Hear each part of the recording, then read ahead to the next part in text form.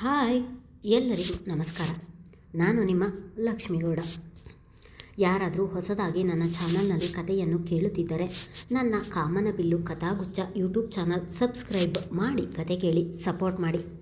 ಹಾಗೆ ನನ್ನ ಕತೆ ನಿಮ್ಮೆಲ್ಲರಿಗೂ ಇಷ್ಟ ಆದರೆ ಕಮೆಂಟ್ ಮಾಡಿ, ಶೇರ್ ಮಾಡಿ. ದ್ವೇಷದ ಜ್ವಾಲೆ ಮುಂದುವರೆದ ಸಂಚಿಕೆ.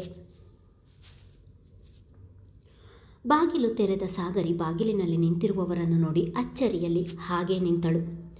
ಬಾಗಿಲಿನಲ್ಲಿ ನಿಂತಿರುವುದು ಬೇರಾರೂ ಅಲ್ಲ, ಅವಳ ಅತ್ತೆ ವಸುಮತಿಯವರು. ಅವರು ತನ್ನ ಮನೆಗೆ ಬರುತ್ತಾರೆ ಎನ್ನುವ ಸಣ್ಣ ಅಂದಾಜು ಕೂಡ ಸಾಗರಿಗೆ ಇರಲಿಲ್ಲ. ವಸುಮತಿಯವರು ಮಕ್ಕಳಿಬ್ಬರಿಗೂ ಗೊತ್ತಿಲ್ಲದೆ ತಾನೇ ಸೊಸೆಯ ಬಳಿ ಮಾತನಾಡುವ ಸಲುವಾಗಿ ಡ್ರೈವರ್ ಜೊತೆ ಸಾಗರಿ ಮನೆಯ ಬಳಿಗೆ ಬಂದಿದ್ದರು. ಸಾಗರಿ ಬಾಗಿಲು ತೆರೆದು ಒಳ ಕರೆಯದೇ ಇರುವುದನ್ನು ನೋಡಿ ಅವಳು ಒಳ ಕರೆಯದೆ, ನೀವು ಯಾಕೆ ಇಲ್ಲಿಗೆ ಬಂದಿದ್ದೀರಾ ಎಂದು ಕೇಳಿದರೆ ಏನು ಮಾಡುವುದು ಎಂದು ಯೋಚಿಸುತ್ತಾ ಅಂಜಿಕೆಯಲ್ಲಿ ತಮ್ಮ ಹೆಗಲ ಮೇಲೆ ಹೊದ್ದಿದ್ದ ಸೀರೆಯ ಸೆರಗನ್ನು ಬಿಗಿ ಮಾಡುತ್ತಾ ನಿಂತರು. ವಸುಮತಿ ಅವರನ್ನು ತನ್ನ ಮನೆಯ ಬಾಗಿಲ ಬಳಿಯಲ್ಲಿ ನೋಡಿದ ಆಘಾತವೋ ಖುಷಿಯೋ ತಿಳಿಯದೆ ಹಾಗೆ ನಿಂತಿದ್ದವಳು ಕ್ಷಣಗಳ ನಂತರ ಎಚ್ಚೆತ್ತು, ಅತ್ತೆ, ಹೊರಗೆ ಯಾಕೆ ನಿಂತಿದ್ದೀರಾ, ಒಳಗೆ ಬನ್ನಿ ಎಂದು ಕಣ್ಣುಗಳನ್ನು ಅರಳಿಸಿ ಹೇಳಿದವಳು ತಾನೇ ಹೊಸ್ತಿಲು ದಾಟಿ ಹೊರಗೆ ಹೋಗಿ ಅವರ ಕೈ ಹಿಡಿದು ಒಳಗೆ ಕರೆದುಕೊಂಡು ಬಂದಳು. ಸೊಸೆಯ ಮಾತು ಕೇಳಿ ವಸುಮತಿಯವರಿಗೆ ಬಹಳ ಖುಷಿಯಾಯಿತು. ಮಗಳು ಕೈ ಹಿಡಿದು ಒಳಗೆ ಕರೆತಂದ ವಸುಮತಿಯವರನ್ನು ನೋಡಿ ಮುಖ ಬಿಗಿದು ಎದ್ದು ನಿಂತರು ಶ್ರಾವಣಿ. ಶ್ರೀಕಾಂತ್ ಅವರಂತೂ ಎದ್ದು ನಿಂತು ಅವರೆಡೆಗೆ ಮಗಳು ನಗೆ ಸೂಸುತ್ತಾ, ಇವಾಗ ಬಂದ್ರಾ ಎಂದು ಆತ್ಮೀಯತೆಯಿಂದ ಮಾತನಾಡಿಸಿದರು. ವಸುಮತಿಯವರು ಮಾತನಾಡದೆ ಸುಮ್ಮನೆ ತುಟಿಬಿರಿದರು. ಅತ್ತೆ, ಕೂತ್ಕೊಳ್ಳಿ ಎಂದು ತಾನೇ ಅವರನ್ನು ಕೂರಿಸಿದ ಮೇಲೆ ಸಾಗರಿ ಅವರ ಕೈ ಬಿಟ್ಟಿದ್ದು. ಅತ್ತೆ, ಒಬ್ಬರೇ ಬಂದಿದ್ದೀರಾ ಎಂದವಳಿಗೆ ಆರ್ಯನೂ ಬಂದಿರಬಹುದು ಎನ್ನುವ ಹೆಬ್ಬಯಕೆ ಮನದಲ್ಲಿ. ಹ್ಞೂ ಸಾಗರಿ, ನಿನ್ನ ಜೊತೆ ಮಾತಾಡಬೇಕಿತ್ತು, ಅದಕ್ಕೆ ಯಾರಿಗೂ ಹೇಳದೆ ಡ್ರೈವರ್ ಜೊತೆ ಬಂದೆ ಎಂದರು. ಆರ್ಯ ಬಂದಿರಬಹುದು ಎಂದು ಯೋಚಿಸಿದವಳ ಮನಸ್ಸು ವಸುಮತಿಯವರ ಮಾತು ಕೇಳಿ ಮುದುಡಿತು. ಕನಕ, ಬೇಗ ಕಾಫಿ ಮಾಡ್ಕೊಂಡು ಬಾ ಎಂದು ಶ್ರೀಕಾಂತ್ ಅವರು ಕೂಗಿದರೆ, ಏನು ಬೇಡ, ನಾನು ಮನೆಯಲ್ಲೇ ಕುಡಿದು ಬಂದೆ ಎಂದರು. ಪರವಾಗಿಲ್ಲ ಅತ್ತೆ, ಕಾಫಿ ಬೇಡ, ಬಿಸಿಲಿನಲ್ಲಿ ಬಂದಿದ್ದೀರಾ, ಜ್ಯೂಸ್ ಕುಡಿಯಿರಿ ಎಂದವಳು. ಕನಕ, ಕಾಫಿ ಬೇಡ, ಶುಗರ್ಲೆಸ್ ಜ್ಯೂಸ್ ಮಾಡಿಕೊಂಡು ಬಾ ಎಂದು ಕೂಗಿ ಹೇಳಿದಳು. ಸೊಸೆ ತನ್ನ ಮೇಲೆ ಇಷ್ಟು ಕಾಳಜಿ ತೋರಿಸುತ್ತಿರುವುದನ್ನು ನೋಡಿ ಅವರ ಮನಸ್ಸು ಅರಳಿತು. ಅವಳು ಈ ರೀತಿ ಪ್ರೀತಿ ತೋರಿಸುತ್ತಿರುವುದಕ್ಕೆ ಕಾರಣ ತಾನವಳಿಗೆ ತೋರಿದ ಪ್ರೀತಿ ಎಂದು ಅವರಿಗೆ ತಿಳಿಯಲಿಲ್ಲ. ಸಾಗರಿ ಆ ಮನೆಯಲ್ಲಿ ಇದ್ದಷ್ಟು ದಿನವೂ ಅವಳ ಮೇಲೆ ವಸುಮತಿಯವರು ಹೆಜ್ಜೆ ಹೆಜ್ಜೆಗೂ ತೋರುತ್ತಿದ್ದ ಪ್ರೀತಿ, ಕಾಳಜಿ ಎಲ್ಲವೂ ಅವಳ ಕಣ್ಣ ಮುಂದೆ ಬಂದವು. ಅವಳನ್ನು ಮಗಳ ಹಾಗೆ ನೋಡಿಕೊಂಡ ದೃಶ್ಯಗಳೆಲ್ಲವೂ ಅವಳ ನೆನಪಿನಂಗಳಕ್ಕೆ ಬಂದು ಕುಳಿತವು. ಮುಖ ತಿರುಗಿಸಿ ಕುಳಿತಿದ್ದ ಶ್ರಾವಣಿಯವರನ್ನು ನೋಡಿ ವಸುಮತಿಯವರಿಗೆ ಬೇಸರವಾಯಿತು. ತಾನು ಅವರ ಮನೆಗೆ ಬಂದದ್ದು ಇವರಿಗೆ ಇಷ್ಟ ಆಗಿಲ್ಲ ಎಂದು ತಿಳಿಯಿತು ಅವರಿಗೆ.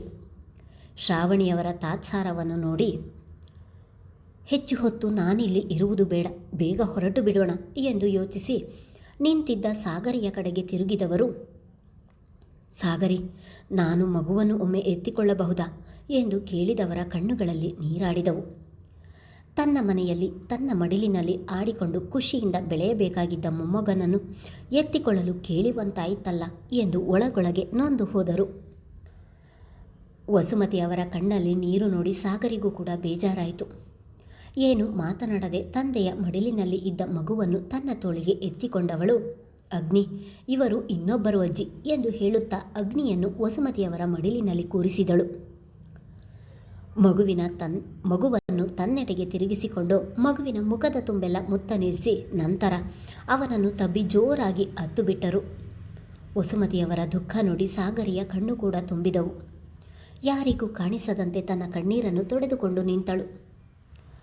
ಮಗು ಪಿಳಿ ಕಣ್ಣು ಬಿಟ್ಟು ವಸುಮತಿ ಅವರನ್ನು ನೋಡುವುದನ್ನೇ ನೋಡಿದವರು, ಯಾಕೆ ಕಂದ ಹಾಗೆ ನೋಡ್ತಿದ್ದೀಯಾ, ನಾನು ನಿನ್ನ ಅಜ್ಜಿ ಕಣೋ, ಎಲ್ಲವೂ ಚೆನ್ನಾಗಿದ್ದಿದ್ದರೆ ಇವತ್ತು ನೀನು ನನ್ನ ಮನೆಯಲ್ಲಿ ನನ್ನ ಮಡಿಲಿನಲ್ಲಿ ಬೆಳೆಯುತ್ತಿದ್ದೆ. ಆದರೆ ಏನು ಮಾಡೋದು, ಆ ಅದೃಷ್ಟವನ್ನು ನಾನು ಪಡೆದುಕೊಂಡು ಬರಲಿಲ್ಲ ಎಂದು ಬೇಸರದಲ್ಲಿಯೇ ಹೇಳಿದರು. ಇಷ್ಟರವರೆಗೂ ಸುಮ್ಮನಿದ್ದ ಶ್ರಾವಣಿಯವರು, ಅದೃಷ್ಟ ಅಲ್ಲ, ಅಂತಹ ಮಗನಿಗೆ ಜನ್ಮ ನೀಡಿದ್ದಕ್ಕೆ ಇದು ನಿಮಗೆ ಶಿಕ್ಷೆ ಈಗ ನೀವು ಇಲ್ಲಿಗೆ ಯಾಕೆ ಬಂದ್ರಿ ಎನ್ನುವುದನ್ನು ಹೇಳಿ ಇಲ್ಲಿಂದ ಹೊರಡಿ ಎಂದರು ನಿಷ್ಠುರವಾಗಿ. ಅವರ ಮಾತು ಕೇಳಿ ಯಾರೋ ಎದೆಗೆ ಇರಿದಂತಾಯಿತು ವಸುಮತಿಯವರಿಗೆ. ಶ್ರಾವಣಿ, ಮನೆಗೆ ಬಂದವರ ಜೊತೆ ಆಡುವ ಮಾತಾ ಇದು ಎಂದು ಶ್ರೀಕಾಂತ್ ಅವರು ಗದರಿದರೆ, ಇವರು ಅಂತಹ ದುಷ್ಟ ಮಗನಿಗೆ ಜನ್ಮ ನೀಡಲಿಲ್ಲ ಎಂದಿದ್ದರೆ ನಾನು ಕೂಡ ಹೀಗೆಲ್ಲ ಮಾತನಾಡುವ ಪರಿಸ್ಥಿತಿ ಬರುತ್ತಿರಲಿಲ್ಲ ಎಂದರು ಅದೇ ಕೋಪದಲ್ಲಿ. ಅಮ್ಮ, ಸ್ವಲ್ಪ ಸುಮ್ಮನೆ ಇರ್ತೀಯಾ ಎಂದು ಈ ಬಾರಿ ಧ್ವನಿ ಏರಿಸಿದಳು ಸಾಗರಿ. ವಸುಮತಿಯವರಿಗೆ ಹಾಗೆ ಮಾತನಾಡಿದ್ದನ್ನು ಇವಳಿಂದಲೂ ಸಹಿಸಲು ಆಗಲಿಲ್ಲ. ಬಿಡು ಸಾಗರಿ, ನಿನ್ನ ಅಮ್ಮ ಮಾತನಾಡುವುದರಲ್ಲಿ ತಪ್ಪಿಲ್ಲ. ಮಗಳನ್ನು ಕಳೆದುಕೊಂಡಿರುವ ನೋವು, ಸಂಕಟ ಏನು ಎನ್ನುವುದು ನನಗೂ ಕೂಡ ಅರ್ಥ ಆಗುತ್ತೆ. ಶ್ರಾವಣಿ ಹೀಗೆಲ್ಲ ಮಾತನಾಡಿದರು ಎಂದು ನನಗೇನು ಬೇಜಾರಿಲ್ಲ ಎಂದವರು ಮಡಿಲಿನಲ್ಲಿ ಇದ್ದ ಮಗುವನ್ನು ಸೋಫಾ ಮೇಲೆ ಕೂರಿಸಿ ಎದ್ದು ಸಾಗರಿಯ ಬಳಿಗೆ ಬಂದು ಅವಳ ಕೈ ಹಿಡಿದು, ಸಾಗರಿ, ನಿಮ್ಮ ಮನೆಗೆ ನನ್ನ ಮಗ ಮಾಡಿರುವ ನಷ್ಟವನ್ನು ನನ್ನಿಂದ ತುಂಬಿಕೊಡಲು ಆಗುವುದಿಲ್ಲ. ಕ್ಷಮೆ ಕೇಳಿದರೂ ಕೂಡ ನಿನ್ನ ಅಕ್ಕ ವಾಪಸ್ ಬರುವುದಿಲ್ಲ. ಆದರೆ ನನ್ನ ಮಗ ಮಾಡಿರುವ ತಪ್ಪಿಗೆ ನಾನು ನಿನ್ನಲ್ಲಿ ಕ್ಷಮೆ ಕೇಳುತ್ತಿದ್ದೇನೆ. ದಯವಿಟ್ಟು ನನ್ನನ್ನು ಕ್ಷಮಿಸು ತಾಯಿ. ಮೌರ್ಯನಿಗೂ ಅವನ ತಪ್ಪು ಅರಿವಾಗಿದೆ. ಈಗ ತುಂಬ ಬದಲಾಗಿದ್ದಾನೆ. ತುಂಬ ನೋವು ಅನುಭವಿಸುತ್ತಿದ್ದಾನೆ. ನೀನೇನೋ ನಿನ್ನ ಅಕ್ಕನಿಗೆ ಆಗಿರುವ ಅನ್ಯಾಯಕ್ಕೆ ಪ್ರತೀಕಾರ ತೀರಿಸಿಕೊಳ್ಳಲು ಆರ್ಯನನ್ನು ಮದುವೆಯಾದೆ. ಆದರೀಗ ತಾನು ಮಾಡಿದ ಯಾವ ತಪ್ಪಿಗೆ ಈ ಶಿಕ್ಷೆ ಎಂದು ಆರ್ಯ ತುಂಬ ನೋವು ಅನುಭವಿಸುತ್ತಿದ್ದಾನೆ. ಅವನ ನೋವನ್ನು ನನ್ನಿಂದ ನೋಡಲು ಆಗುತ್ತಿಲ್ಲ ಸಾಗರಿ. ನನ್ನ ಮಗ ಒಳಗೊಳಗೆ ಅದೆಷ್ಟು ನೋವು ಅನುಭವಿಸುತ್ತಿದ್ದಾನೆ ಎಂದು ಈ ಹೆತ್ತ ಕರುಳಿಗೆ ಮಾತ್ರ ಗೊತ್ತು ಎಂದವರು ಸಾಗರಿಯ ಕೈಬಿಟ್ಟು ತಮ್ಮ ಸೆರಗನ್ನು ಅವಳ ಮುಂದೆ ಹಿಡಿಯುತ್ತಾ, ನಿನ್ನ ಮುಂದೆ ಸೆರಗೊಡ್ಡಿ ನನ್ನ ಮನೆಯ ಖುಷಿಯನ್ನು ಬೇಡುತ್ತಿದ್ದೇನೆ. ಆಗಿದ್ದೆಲ್ಲವನ್ನು ಒಂದು ಕೆಟ್ಟ ಕನಸು ಎಂದು ಮರೆತು ಮಗುವನ್ನು ಕರೆದುಕೊಂಡು ಮನೆಗೆ ಬಾ ಎಂದು ಕಣ್ಣೀರು ಹಾಕುತ್ತಲೇ ಹೇಳಿದರು. ಅವರ ಮಾತಿಗೆ ಸಾಗರಿ ಮೌನವಾಗಿ ನಿಂತಿದ್ದರೆ ಶ್ರಾವಣಿಯವರು ಮಾತ್ರ ಕೋಪದಲ್ಲಿ ಕುದ್ದು ಹೋದರು. ವಸುಮತಿಯವರು ಸಾಗರಿಯನ್ನು ಮನೆಗೆ ಬಾ ಎಂದು ಕೇಳುತ್ತಿರುವುದನ್ನು ನೋಡಿ ಕೋಪಗೊಂಡರು ಶ್ರಾವಣಿ. ಮಗಳನ್ನು ಮತ್ತೆ ಆ ಮನೆಗೆ ಕಳಿಸುವುದೇ ಇಲ್ಲ ಎನ್ನುವ ಬಲವಾದ ನಿರ್ಧಾರ ಮಾಡಿದ್ದಾರೆ. ಅಂಥದ್ರಲ್ಲಿ ವಸುಮತಿಯವರು ಸಾಗರಿಯ ಮನಸ್ಸು ಬದಲಾಯಿಸುತ್ತಿದ್ದಾರೆ. ನಾನು ಅದಕ್ಕೆ ಅವಕಾಶ ಕೊಡಬಾರದು ಎಂದು ಯೋಚಿಸಿದವರು ಮುಂದೆ ಬಂದು ವಸುಮತಿಯವರು ಹಿಡಿದಿದ್ದ ಸಾಗರಿ ಕೈಯನ್ನು ಬಿರುಸಾಗಿ ಬಿಡಿಸಿ ತಾವು ವಸುಮತಿಯವರ ಎದುರು ನಿಂತು, ನಿಮ್ಮ ಮನೆಯವರೆಲ್ಲ ತುಂಬ ಚೆನ್ನಾಗಿ ನಾಟಕ ಆಡ್ತೀರಾ. ಮೊನ್ನೆ ಮೌರ್ಯ ಬಂದ, ಇವತ್ತು ನೀವು ಬಂದಿದ್ದೀರಾ, ನಾಳೆ ಆರ್ಯನನ್ನು ಕಳಿಸುತ್ತೀರಾ. ನೀವು ಈ ರೀತಿ ಕಣ್ಣೀರು ಹಾಕಿದ ತಕ್ಷಣ ನನ್ನ ಮಗಳನ್ನು ನಿಮ್ಮ ಮನೆಗೆ ಕಳಿಸುತ್ತೇನೆ ಎಂದು ತಿಳಿದುಕೊಳ್ಳಬೇಡಿ. ನೀವು ಏನೇ ಮಾಡಿದರೂ ನಾನು ನನ್ನ ಮಗಳನ್ನು ನಿಮ್ಮ ಮನೆಗೆ ಕಳಿಸುವುದಿಲ್ಲ. ನಿಮ್ಮ ಮಗನಿಗೂ ಅದೇ ಮಾತನ್ನು ಹೇಳಿದ್ದೇನೆ, ನಿಮಗೂ ಅದೇ ಮಾತನ್ನು ಹೇಳ್ತಿದ್ದೇನೆ. ಇನ್ನು ಕೆಲವು ದಿನಗಳಲ್ಲಿ ನನ್ನ ಮಗಳಿಗೆ ಮದುವೆ ಮಾಡ್ತೀನಿ. ನಿಮ್ಮ ಮಗನಿಗೂ ಬೇರೆ ಮದುವೆ ಮಾಡಿ ಎಂದರು ಕೋಪದಲ್ಲಿ. ಶ್ರಾವಣಿಯವರ ಮಾತು ಕೇಳಿ ನೋವಾದರೂ ಕೂಡ ಸುಮ್ಮನಾಗದ ವಸುಮತಿಯವರು ತಟ್ಟನೆ ಅವರ ಕೈ ಹಿಡಿದು, ಹಾಗೆಲ್ಲ ಮಾತನಾಡಬೇಡಿ ಶ್ರಾವಣಿ.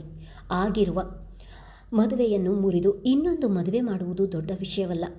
ಇತ್ತೀಚೆಗೆ ಡೈವೋರ್ಸ್ ಎನ್ನುವುದು ಕಾಮನ್ ಆಗಿದೆ. ಆದರೆ ಇವರಿಬ್ಬರ ಮಧ್ಯೆ ಡೈವರ್ಸ್ ಆಗುವಂತಹ ಯಾವುದೇ ವಿಚಾರ ನಡೆದೇ ಇಲ್ಲ. ಇಬ್ಬರು ಕುಳಿತು ಮಾತನಾಡಿದರೆ ಇವರಿಬ್ಬರ ಮಧ್ಯೆ ಇರುವ ಸಣ್ಣ ಮನಸ್ತಾಪ ಕೂಡ ದೂರವಾಗುತ್ತೆ. ಈಗಿರುವ ಚಂದದ ಬದುಕನ್ನು ಹಾಳು ಮಾಡಿಕೊಂಡು ಹೊಸ ಬದುಕು ಕಟ್ಟಿಕೊಳ್ಳುವುದು ನೀವು ಹೇಳಿದಷ್ಟು ಸುಲಭವಲ್ಲ ಶ್ರಾವಣಿ. ಯಾವಾಗಲೂ ಮಗಳು ನಮ್ಮ ಮನೆಗೆ ಹೊಂದಿಕೊಂಡು ಅವಳ ಬದುಕು ಚೆನ್ನಾಗಿರಲಿ ಎಂದು ಆಸೆ ಪಡುತ್ತಿದ್ದ ನೀವು ಈಗ ಈ ರೀತಿ ಮಾತನಾಡುತ್ತಿರುವುದನ್ನು ನನ್ನಿಂದ ಸಹಿಸಲು ಆಗುತ್ತಿಲ್ಲ. ಆತುರದ ನಿರ್ಧಾರ ಬೇಡ ಶ್ರಾವಣಿ. 5 ನಿಮಿಷ ಸಮಾಧಾನದಿಂದ ಯೋಚಿಸಿ ಎಂದರು ವಸುಮತಿಯವರು ಏನೇ ಹೇಳಿದರೂ ಅದನ್ನು ಕೇಳುವ ತಾಳ್ಮೆ ಶ್ರಾವಣಿಯವರಿಗೆ ಇರಲಿಲ್ಲ. ವಸುಮತಿಯವರು ಹಿಡಿದಿದ್ದ ತನ್ನ ಕೈಯನ್ನು ಬಿರುಸಾಗಿ ಹಿಂದೆ ಎಳೆದುಕೊಂಡವರು, ಹೌದು, ಆಸೆ ಪಟ್ಟೆ. ನನ್ನ ಮಗಳು ಸೇರಿದ ಮನೆಯಲ್ಲಿ ಎಲ್ಲರಿಗೂ ಹೊಂದಿಕೊಂಡು ಆ ಮನೆಯ ರೀತಿ ರಿವಾಜು ಎಲ್ಲವನ್ನು ಕಲಿತು ಮನೆಗೆ ಒಳ್ಳೆಯ ಸೊಸೆ ಎನ್ನುವ ಹೆಸರು ತೆಗೆದುಕೊಳ್ಳಬೇಕು ಎಂದು ಆಸೆ ಪಟ್ಟೆ. ನನ್ನ ಮಗಳು ಆಫೀಸ್ಗೆ ಹೋದರೆ ಮನೆಯಲ್ಲಿ ಕೆಲಸ ಕಲಿಯಲು ಆಗುವುದಿಲ್ಲ ಎಂದು ಅವಳಿಗೆ ನೀನು ಆಫೀಸ್ಗೆ ಹೋಗಬೇಡ ಎಂದು ಹೇಳುತ್ತಲೇ ಬಂದೆ. ಹೆಣ್ಣು ಮಕ್ಕಳು ತವರ ಮನೆಯಲ್ಲಿ ಇದ್ದ ಹಾಗೆ ಗಂಡನ ಮನೆಯಲ್ಲಿ ಇರಲು ಆಗುವುದಿಲ್ಲ. ನನ್ನ ಮಗಳು ಅಲ್ಲಿಗೆ ಹೊಂದಿಕೊಂಡು ಬದಲಾಗಬೇಕು ಎಂದು ಆಸೆಪಟ್ಟೆ. ಅಳಿಯನನ್ನು ಇವನೇ ನನ್ನ ಮಗ ಅಂದುಕೊಂಡೆ. ಆದರೆ ಆಗ ನನಗೆ ನನ್ನ ಮಗಳು ನನ್ನ ಮೊದಲ ಮಗಳ ಸಾವಿಗೆ ಕಾರಣವಾದ ಮನೆಗೆ ಸೊಸೆಯಾಗಿ ಹೋಗಿದ್ದಾಳೆ ಎನ್ನುವುದು ನನಗೆ ತಿಳಿಯಲಿಲ್ಲ. ಅದು ತಿಳಿದ ದಿನವೇ ನನ್ನ ಮನಸ್ಸು ಪೂರ್ತಿಯಾಗಿ ಬದಲಾಗಿದೆ. ಯಾರು ಏನು ಹೇಳಿದರೂ ಅಷ್ಟೇ, ಅಂತಹ ಮನೆಗೆ ನನ್ನ ಮಗಳನ್ನು ನಾನು ಕಳಿಸುವುದಿಲ್ಲ ಎಂದವರ ಕಣ್ಣಿನಿಂದ ನೀರು ಇಳಿದವು. ಶ್ರಾವಣಿ, ಬೇಕಿದ್ರೆ ನನ್ನ ಸೊಸೆ ಮನೆಗೆ ಬರ್ತಾಳೆ ಅಂದರೆ ಮೌರ್ಯನನ್ನು ನಾನು ಮನೆಯಿಂದ ಹೊರಗೆ ಕಳಿಸುತ್ತೇನೆ. ಅವನು ಎಲ್ಲೋ ಒಂದು ಕಡೆ ಜೀವನ ಮಾಡುತ್ತಾನೆ. ಆರ್ಯ, ಸಾಗರಿ ಇಬ್ಬರು ಮಗುವಿನ ಜೊತೆ ಖುಷಿಯಾಗಿರಲಿ. ಅಥವಾ ಸಾಗರಿ ನಮ್ಮ ಮನೆಗೆ ಬರುವುದೇ ಬೇಡ, ಆರ್ಯ ಮಗುವಿನ ಜೊತೆ ಸಪ್ರೇಟ್ ಮನೆ ಮಾಡಿಕೊಂಡು ಇರಲಿ. ನಾನು ಬೇಡ ಎನ್ನಲ್ಲ. ಒಟ್ಟಿನಲ್ಲಿ ನನಗೆ ನನ್ನ ಮಗ ಸೊಸೆ ಖುಷಿಯಾಗಿರಬೇಕು. ಪ್ಲೀಸ್ ಬೇಡ ಅನ್ಬೇಡಿ ಎಂದು ವಿನಂತಿಸಿದರು. ನೋಡಿ ವಸುಮತಿ, ನಾನು ಆದಷ್ಟು ಸಮಾಧಾನದಿಂದ ಹೇಳುತ್ತಿದ್ದೇನೆ. ನಾನು ಮತ್ತೂ ಕೋಪ ಮಾಡಿಕೊಳ್ಳುವ ಹಾಗೆ ಮಾಡಬೇಡಿ. ನನ್ನ ಮಗಳನ್ನು ನನ್ನಿಂದ ದೂರ ಮಾಡಿದ ಸಂಬಂಧ ನನಗೆ ಬೇಕಾಗಿಲ್ಲ. ನಿಮ್ಮಿಂದ ಆದಷ್ಟು ದೂರ ಇರಬೇಕು ಎಂದು ಬಯಸುವವರು ನಾವು. ನೀವು ಪದೇ ಪದೇ ಇಲ್ಲಿಗೆ ಬಂದು ತೊಂದರೆ ಕೊಡಬೇಡಿ. ನನ್ನ ಜಾಗದಲ್ಲಿ ನೀವಿದ್ದಿದ್ದರೆ ನೀವೇನು ಮಾಡುತ್ತಿದ್ರಿ? ನಿಮ್ಮ ಮಗಳಿಗೆ ಹೀಗಾಗಿದ್ದಿದ್ದರೆ ಅವರನ್ನು ಸುಲಭವಾಗಿ ಕ್ಷಮಿಸಿ ನಿಮ್ಮ ಇನ್ನೊಬ್ಬ ಮಗಳನ್ನು ಆ ಮನೆಗೆ ಕಳುಹಿಸಿಕೊಡುತ್ತಿದ್ರಾ ಎಂದ ಶ್ರಾವಣಿಯವರ ಮಾತಿಗೆ ವಸುಮತಿಯವರದು ಮೌನವಷ್ಟೇ ಉತ್ತರ. ಯಾಕೆ ಸೈಲೆಂಟ್ ಆದ್ರಿ? ಉತ್ತರ ಹೇಳಿ. ನಿಮಗೆ ಅಂತಹ ಪರಿಸ್ಥಿತಿ ಬರುವುದಿಲ್ಲ ಬಿಡಿ. ಯಾಕಂದರೆ ನೀವು ಜನ್ಮ ನೀಡಿರುವುದು ಗಂಡು ಮಕ್ಕಳಿಗೆ. ನಿಮಗೂ ಒಬ್ಬಳು ಮಗಳಿದ್ದಿದ್ದರೆ ಆ ನೋವು ಏನು ಎನ್ನುವುದು ನಿಮಗೆ ತಿಳಿಯುತ್ತಿತ್ತು. ಪ್ಲೀಸ್ ಇನ್ನೊಮ್ಮೆ ಇಲ್ಲಿಗೆ ಬರುವ ಪ್ರಯತ್ನ ಮಾಡಬೇಡಿ. ಇಲ್ಲಿಂದ ಹೊರಡಿ ಎಂದರು ಕೋಪದಲ್ಲಿ. ಶ್ರಾವಣಿ ಆಡಿದ ಮಾತುಗಳಿಂದ ವಸುಮತಿಯವರಿಗೆ ತುಂಬ ನೋವಾಯಿತು. ಮೂಕರಂತೆ ನಿಂತು ನೋಡುತ್ತಿದ್ದ ಸಾಗರಿ, ಶ್ರೀಕಾಂತ್ ಅವರಿಬ್ಬರಿಗೂ ಕೂಡ ಶ್ರಾವಣಿಯವರ ಮಾತು ಬೇಜಾರಾಯಿತು. ಸಾಗರಿ ಈಗ ಇಕ್ಕಟ್ಟಿನ ಪರಿಸ್ಥಿತಿಗೆ ಸಿಲುಕಿದಂತಾದಳು. ತಾಯಿಯ ಎದುರು ನಿಂತು ಮಾತನಾಡುವ ಹಾಗೂ ಇಲ್ಲ. ಅದೇ ಬೇಸರದಲ್ಲಿ ನಿಂತಿದ್ದಳು. ಅಷ್ಟರಲ್ಲಿ ಕನಕ ಜ್ಯೂಸ್ ಹಿಡಿದು ಬಂದಿದ್ದಳು. ತಾನೇ ಜ್ಯೂಸ್ ತೆಗೆದುಕೊಂಡು, ಅತ್ತೆ ಜ್ಯೂಸ್ ಕುಡಿಯಿರಿ ಎಂದಳು ಸಾಗರಿ. ವೇದನೆಯ ನೋಟದಲ್ಲಿ ಅವಳೆಡೆಗೆ ನೋಡಿದ ವಸುಮತಿಯವರು, ಬೇಡಮ್ಮ, ಈಗಲೇ ಹೊಟ್ಟೆ ತುಂಬಿತು ಎಂದವರು ಬಾಯಿಗೆ ಸೆರಗು ಅಡ್ಡ ಹಿಡಿದು ದುಃಖಿಸುತ್ತಾ ಅಲ್ಲಿಂದ ಹೊರಟರು. ಅವರ ದುಃಖವನ್ನು ಸಹಿಸದವಳು ಅತ್ತೇ ಎಂದು ಕೂಗುತ್ತಾ ಮುಂದೆ ಹೆಜ್ಜೆ ಇರಿಸಿದವಳ ಕೈಯನ್ನು ಬಿಗಿಯಾಗಿ ಹಿಡಿದರು ಶ್ರಾವಣಿ. ನೀನೆಲ್ಲಿಗೆ ಹೋಗ್ತಿದ್ದೀಯಾ? ಆ ಜ್ಯೂಸ್ ಕೊಡು, ನಾನೇ ಕುಡಿಯುತ್ತೇನೆ ಎಂದವರು ಮಗಳ ಕೈಯಲ್ಲಿದ್ದ ಜ್ಯೂಸನ್ನು ತನ್ನ ಕೈಗೆ ತೆಗೆದುಕೊಂಡು ಕುಡಿದರು. ಅಮ್ಮ, ಅತ್ತೆಯ ಬಳಿ ಯಾಕೆ ಹಾಗೆಲ್ಲ ಮಾತನಾಡಿದೆ? ನಿನ್ನ ಮಾತಿನಿಂದ ಅವರು ತುಂಬ ಬೇಜಾರು ಮಾಡಿಕೊಂಡು ಹೋದರು ಎಂದಳು ಬೇಸರದಲ್ಲಿ. ಏನಂದೆ? ಅತ್ತೆನ? ಅವರೀಗ ನಿನ್ನ ಮಾಜಿ ಅತ್ತೆ ಅಷ್ಟೇ ಎಂದರು ಬಿರುಸಾಗಿ. ಅಮ್ಮ, ಮಕ್ಕಳು ಮಾಡುವ ತಪ್ಪಿಗೆ ಹೆತ್ತವರು ಏನು ಮಾಡುತ್ತಾರೆ ಹೇಳು ಎಂದವಳಿಗೆ ಕೆಲವು ವರ್ಷಗಳಿಂದ ತನ್ನ ಕುಟುಂಬ ನೋವು ಅನುಭವಿಸಿದ ಹಾಗೆ ಆ ಕುಟುಂಬ ಕೂಡ ನೋವು ಅನುಭವಿಸಬೇಕು ಎಂದು ಯೋಚಿಸಿದವಳ ಮನಸ್ಥಿತಿ ಅದಾಗಲೇ ಬದಲಾಗಿ ಹೋಗಿತ್ತು. ಹಾಗಾದರೆ ನನ್ನ ಮಗಳು ಏನು ತಪ್ಪು ಮಾಡಿದ್ಲು? ನಾನೀಗ ಆ ನೋವನ್ನು ಅನುಭವಿಸುತ್ತಿಲ್ಲವಾ? ಅವರು ಹಾಗೆ ಅನುಭವಿಸಲಿ ಬಿಡು ಎಂದರು. ಮಗಳ ಮಾತನ್ನು ಕೇಳುತ್ತಿದ್ದ ಶ್ರೀಕಾಂತ್ ಅವರು ಮಗಳ ಬಳಿಗೆ ಬಂದು, ನೀನು ಕೂಡ ಹಾಗೆ ಮಾಡಿರುವುದು ಅಲ್ವಾ ಮಗಳೇ? ಎತ್ತಿಗೆ ಜ್ವರ ಬಂದರೆ ಎಮ್ಮೆಗೆ ಬರೆ ಹಾಕಿದ್ದೀಯಾ? ಈಗ ನಿನ್ನಮ್ಮ ಮಾತನಾಡಿದ್ದು ತಪ್ಪು ಎಂದರೆ ನೀನು ಮಾಡುತ್ತಿರುವುದು ಕೂಡ ತಪ್ಪೆ ಎಂದರು. ನಿಮ್ಮ ಮಾತಿನ ಅರ್ಥ ಏನು? ಏನು ಹೇಳಲು ಹೊರಟಿದ್ದೀರಾ ನೀವು? ನಿಮಗೆ ಇನ್ನೂ ಅಳಿಯ ಎನ್ನುವ ವ್ಯಾಮೋಹ ಹೋಗಿಲ್ಲ ಎನ್ನುವುದು ನನಗೂ ಗೊತ್ತು. ನೀವು ಏನೇ ಮಾಡಿದರೂ ನನ್ನ ಮಗಳು ಮತ್ತೆ ಆ ಮನೆಯ ಹೊಸ್ತಿಲು ತುಳಿಯುವುದಿಲ್ಲ.